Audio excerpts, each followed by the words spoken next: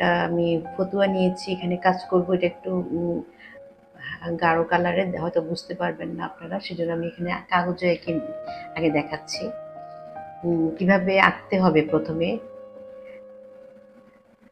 এই গুজরাটি কাজের জন্য আগে এটা এঁকে নিতে হয় ডিজাইনটা। আমি সেজন্য আগে এখানে আঁকতে চেষ্টা করছি। এভাবে একটু বড় করে আঁকছি যেন আপনারা বুঝতে পারেন।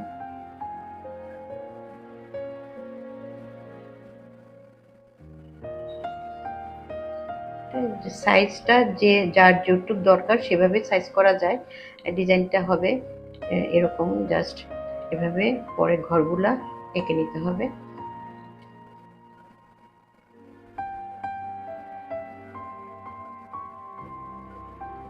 ঘরের মধ্যেই কাজ হবে।